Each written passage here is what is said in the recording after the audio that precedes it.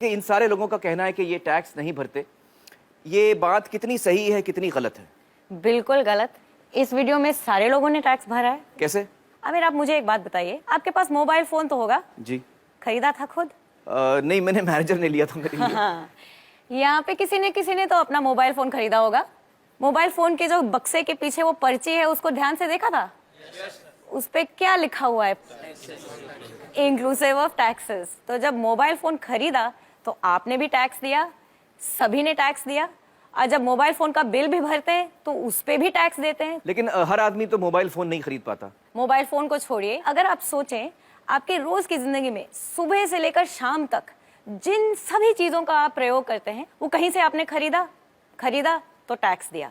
Toothpaste खरीदा, tax भरा। Brush खरीदा, टैक्स भरा। कोम खरीदा, टैक्स भरा। खाने पीने की चीजों पर भी टैक्स पड़ता है। जो कुछ भी पैकेज से आपने खरीदा, चिप्स खरीदा, पैकेज नमक खरीदा या चीनी खरीदा, उस पे टैक्स। दाल खरीदी, उस पे टैक्स। चाय की पत्ती, उस पे टैक्स। तो हर चीज पे टैक्स लगता ही है।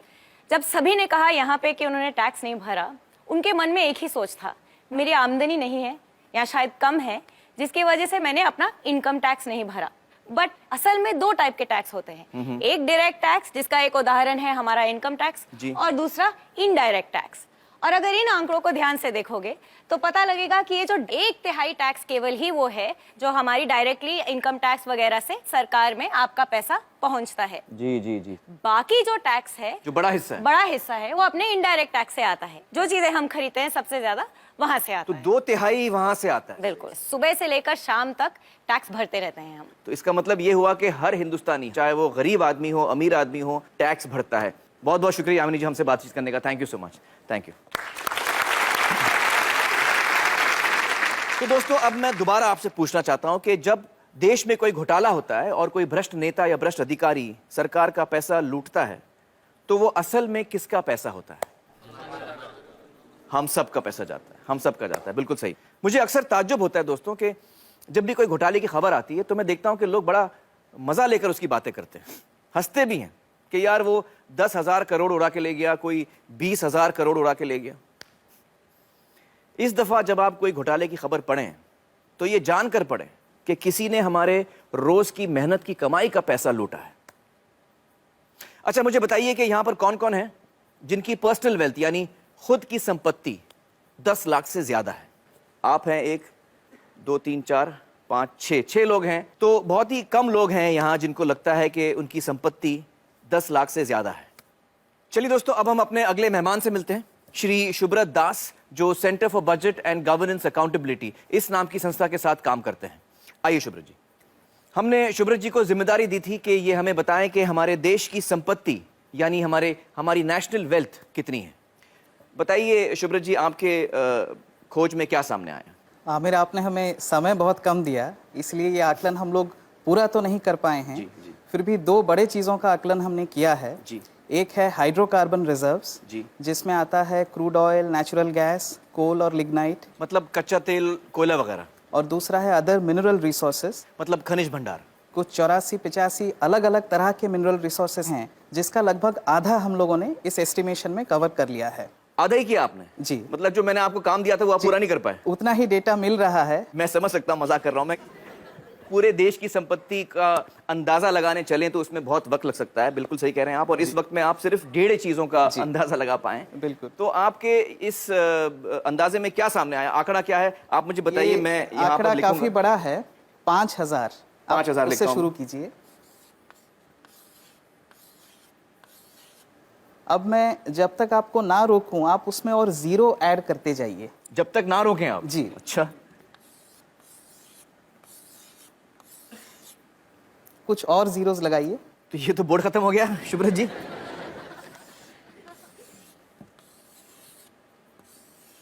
और लगाइए। और लगाओ जी,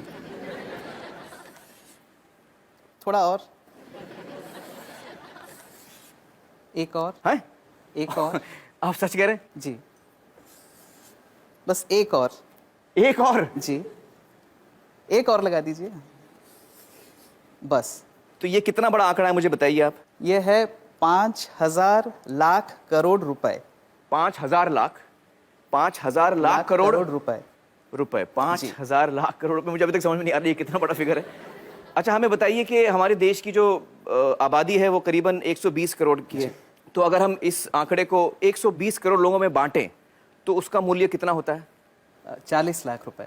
40 लाख। तो इस वक्त हम आराम से कह सकते हैं कि हम सब 40 लाख के मालिक हैं अपनी अपनी जगह पर, जब हमने सिर्फ 1.5 चीजों का अंदाजा लगाया। चलिए, बहुत बहुत शुक्रिया शुभ्रत जी हमसे बातचीत करने का। Thank you so much. दोस्तों, शुभ्रत जी की पूरी रिपोर्ट आपको हमारी वेबसाइट पर पढ़ने के लिए मिलेगी। तो अब आप समझ रहे हैं कि आपकी, हम सब की संपत्ति कम से कम 40 लाख है, और 40 लाख तो सिर्फ 2 बल्कि 1.5 चीजों के अंदाजे पे है।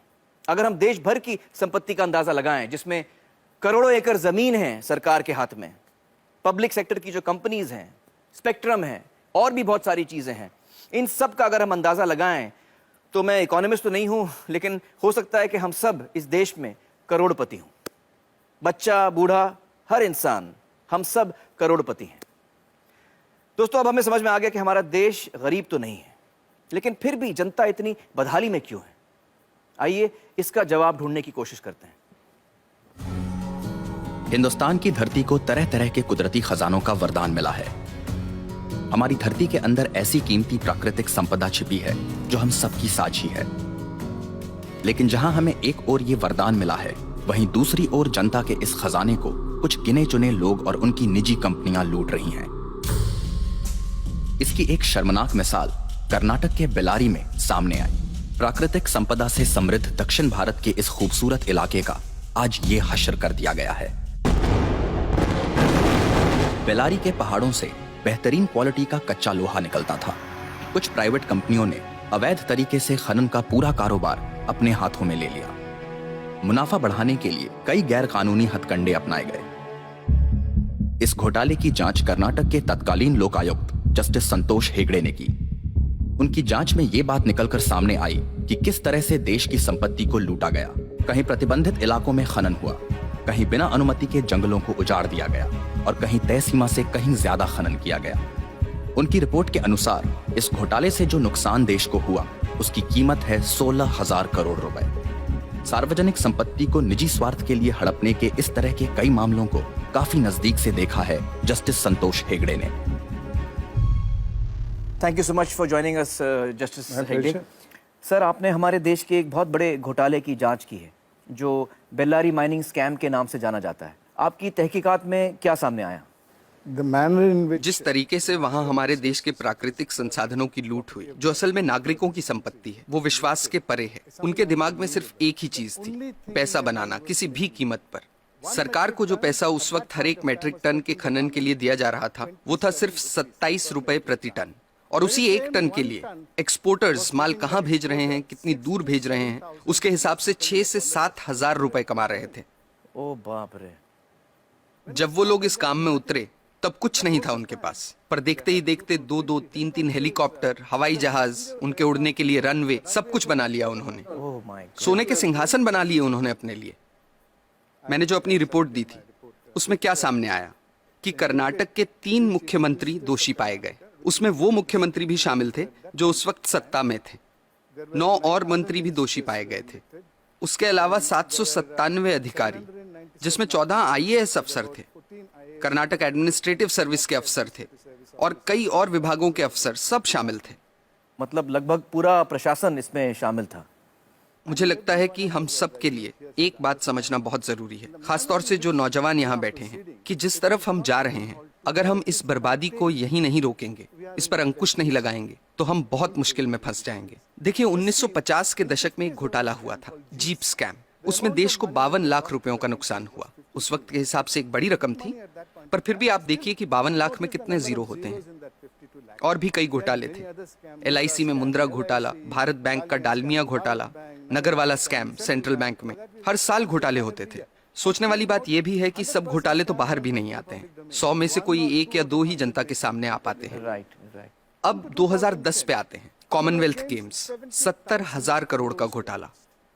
2G scam, 1,76,000 crore. 2012 पे आइए, कोलगेट घोटाला, 1,86,000 करोड़। अगर 1,86,000 करोड़ रुपए का एक घोटाला होता है, तो देश की अर्थव्यवस्था पर क्या असर होगा, आप अंदाजा लगा सकते हैं। 1987 में देश के प्रधानमंत्री ने क्या कहा था वो याद कीजिए। स्वर्गीय राजीव गांधी ने कहा था कि सरकार 1 रुपया गरीबों के लिए खर्चती है तो उसमें से सिर्फ 15 पैसे ही उन तक पहुंचते हैं। कुछ वक्त पहले कर्नाटक में हमने पढ़ा कि गरीबों को 1 रुपए किलो चावल देने की घोषणा हुई है, जिसके लिए सरकार एक मोटी रकम खर्च कर रही है। कुछ हफ्ते ही बीते थे कि अखबारों में ये रिपोर्ट्स आनी शुरू हो गईं कि जो पैसा गरीबों को 1 रुपए के हिसाब से चावल देने के लिए खर्चा जा रहा है, उससे जो चावल खरीदा जाता है वो या तो एकदम सड़ा हुआ होता है, या जहां अच्छे चावल की खरीद हुई है वहां उसे गोदामों से चुरा चुरा के प्राइवेट लोगों को दे दिया गया है। इस तरीके से पैसे की लूट हो रही है। कैसे बच पाएंगे हम? सर, इस तरह के घोटालों का, भ्रष्टाचार का आम लोगों की जिंदगी पर कैसे असर पड़ता है? आप अपने रोजमर्रा के खर्चों को देखिए। पिछले साल के मुकाबले इस साल कितनी महंगाई है, क्योंकि जो पैसा देश के विकास के लिए रखा गया है, जिसे देश की प्रगति के लिए इस्तेमाल में लाना चाहिए, वो पैसा 85% चुरा लिया जाता है। देश के प्रधानमंत्री ने कहा था, मैं नहीं कह रहा, मेरे अंदाजे से तो अगर 1988 में 1 रुपए में 15 पैसे ही सही जगह पर पहुंचते थे तो आज 5 रुपयों में से 15 पैसे पहुंचेंगे। ये हो रही है हमारी तरक्की। हम लोग, आप हेल्थ केयर को लीजिए। सरकारी अस्पतालों को काफी नजदीक से मैंने देखा है कि वहां क्या हो रहा है। मैं आपको एक मिसाल देता हूँ। 2010 में एक गांव की महिला डिलीवरी के लिए सरकारी अस्पताल आई। उससे पैसे मांगे गए, उसके पास पैसे नहीं थे। अस्पताल ने साफ इनकार कर दिया। महिला के साथ जो व्यक्ति था वो पैसों का इंतजाम करने गांव भागा। फिर अस्पताल वालों ने महिला को कहा कि यहाँ मत बैठो, बाहर जाओ। वो बेचारी उस हालत में सड़क पार करके बाहर बस स्टॉप पर जाकर बैठ गई। जब तक पैसों का इंतजाम होता, बाहर उसी बस स्टॉप पर उसकी डिलीवरी हुई। ये किस तरह के समाज में जी रहे हैं हम? मुझे लगता है कि लालच तो एक बात है, लेकिन लालची होने के साथ साथ हम अपनी इंसानियत भी पूरी तरह से खो रहे हैं। हम इंसान से शैतान बन रहे हैं। हमें इस बात से कोई फर्क नहीं पड़ रहा कि दूसरे लोगों के साथ क्या हो रहा है। हर जगह, हर डिपार्टमेंट का यही हाल है। कुछ ईमानदार लोग भी हैं। मैं ये नहीं कह रहा कि सभी 125 करोड़ लोग बेईमान हैं, लेकिन ज्यादातर लोग मजबूरी में ईमानदार हैं, क्योंकि उनके पास बेईमानी करने का मौका ही नहीं है। आज के हालात ऐसे हैं कि एक आदमी जो बड़े ओहदे पे है, वो अगर दूसरे पर उंगली उठाकर कहता है कि आप भ्रष्ट हैं, करप्ट हैं, तो सामने वाला इनकार नहीं करता। वो पलटकर कहता है कि आप नहीं हो क्या भ्रष्ट? That's so true. That is so true. ऐसी सोच बन चुकी है। यहाँ जो नौजवान मौजूद हैं उनसे मैं कुछ कहना चाहता हूँ। Sure, please. मेरी पीढ़ी के लोग अब हालात नहीं बदल पाएंगे। अब सिर्फ आप ही हालात बदल सकते हैं। और आपके लिए अच्छी बात यह है कि लालच सब सरहदें पार कर चुका है, सिर के ऊपर निकल गया है। अब और ऊपर जाने की जगह ही नहीं बची। आपके पास मौका है उसे नीचे लाने का। ये काम आपको जरूर करना है, मेरी खातिर नहीं, अपनी खातिर, अपने बच्चों की खातिर।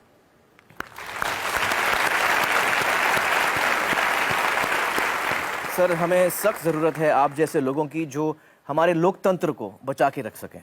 बहुत बहुत शुक्रिया हमारे साथ बातचीत करने का। Thank you so much sir. दोस्तों, सोचने की बात है कि जिनके हाथों में हम अपनी संपत्ति की चाबी दे रहे हैं, वो हमारी संपत्ति को कैसे लूट रहे हैं।